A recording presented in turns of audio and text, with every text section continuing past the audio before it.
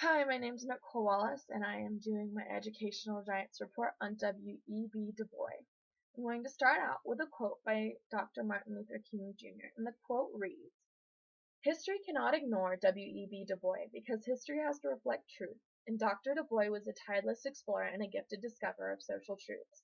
His singular greatness lay in his quest for the truth about his own people. There are very few scholars who were concerned themselves with the honest study of the black man, and he sought to fulfill this immense void. The degree to which he succeeded disclosed the great dimensions of the man." I chose to study W.E.B. Du Bois because I'd heard his name several times when studying history and decided that I wanted to learn more about him. In the end, I was actually surprised at what I found.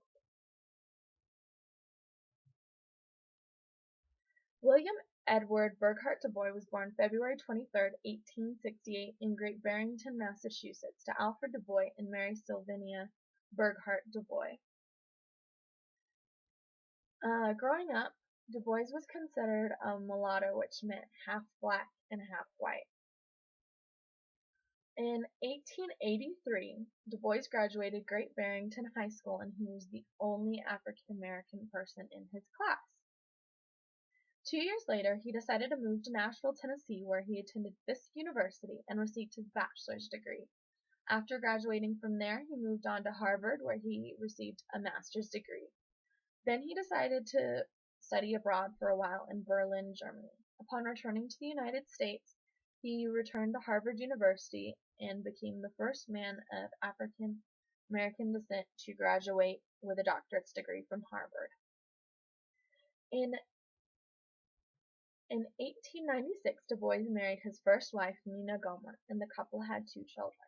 Their first child, a son named Burghardt, died as a toddler, and their second child was a daughter named Yolande.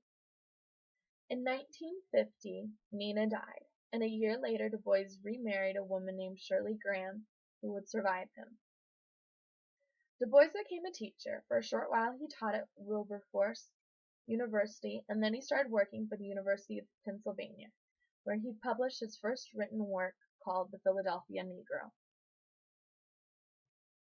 From the University of Pennsylvania, he moved to the Atlanta University, which is now known as the Clark Atlanta University.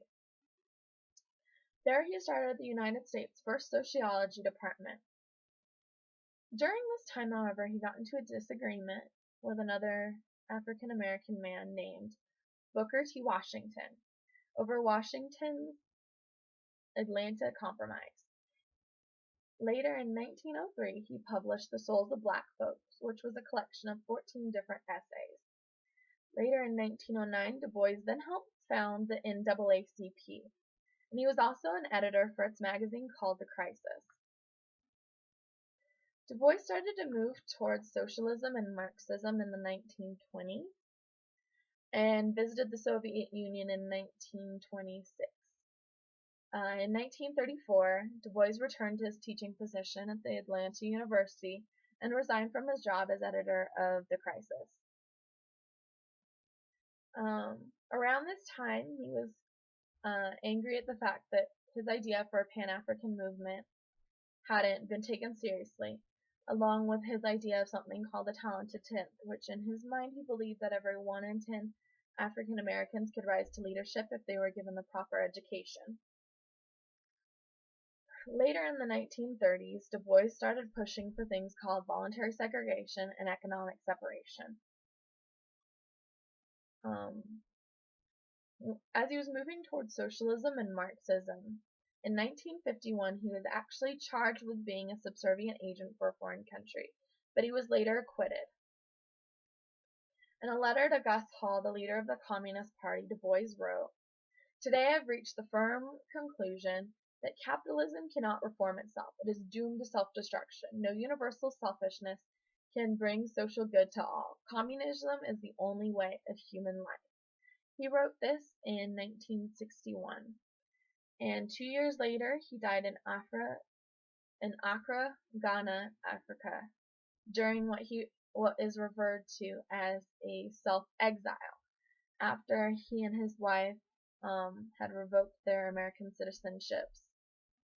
His last work was on the Encyclopedia Africa Diaspora, and he also died within his mind he also died without seeing racism end in the United States. W.E.B. Du Bois made some major contributions in the academic and the civil rights field.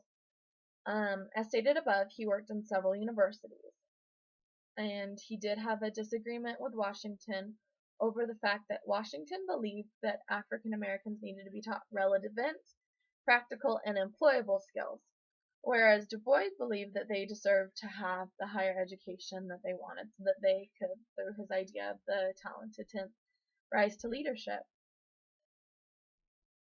He disagreed with Washington, saying that this would condemn the black population to forever being regarded as inferior. Now, Du Bois did believe that, in fact, there was a difference between whites and blacks, and he called this racialism. Racialism, in his mind, meant that there was always going to be a difference between the races, whether it was biological, or psychological, or transcendental. His difference, however, was that racism, which he wanted to see come to an end in America, was where, because of different races, people viewed themselves as either higher or lower than another race. One of Du Bois' other great accomplishments was the fact that he had over 4,000 different written works published in his life.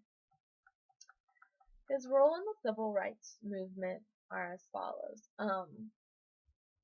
Back in 1895, when Du Bois was working at Wilberforce University, he was actually a great supporter of Booker T. Washington, especially with his Atlantic Exposition, which meant that, or at the time, Washington believed that a fervent faith in God, strong families, and economic stabilities were indispensable for the black uplift. Later on, Du Bois changed his tune and went from supporting to disagreeing with Washington.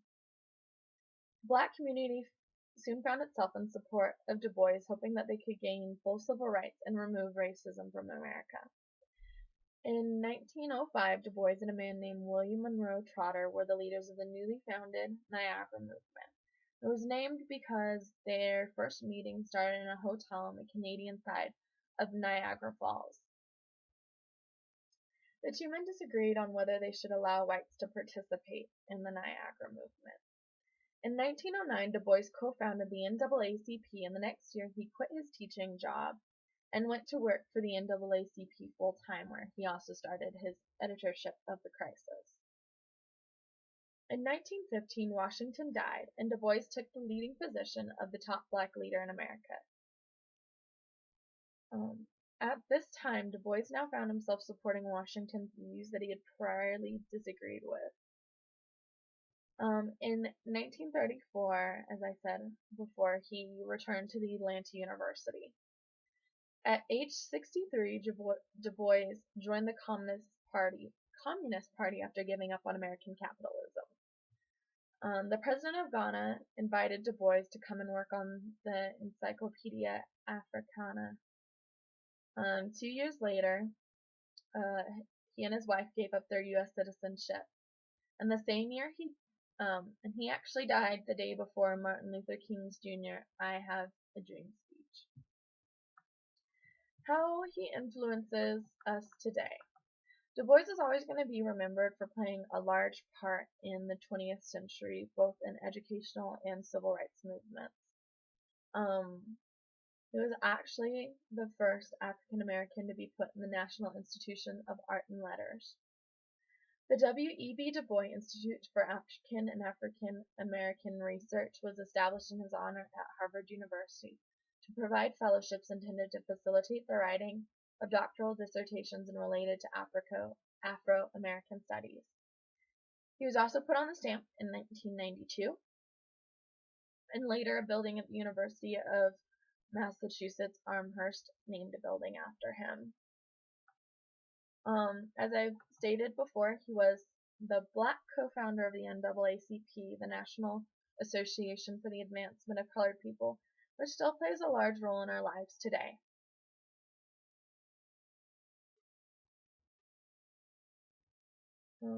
I really do think that some of the biggest roles he played was in his contribution to the NAACP, because it's something that we've all heard of and it still plays a large role in our lives today. The parts that I was surprised on was the fact that at the end of his life, he had given up his American citizenship after that he and his wife couldn't get a passport back to America, and they decided to renounce their citizenship, and that he ended his life also being a communist. That caught me by surprise. It was something I'd never heard of before. I really do believe that he's played a large role in a lot of people's lives, and it was exciting to get to learn more about him. Thank you for watching my presentation.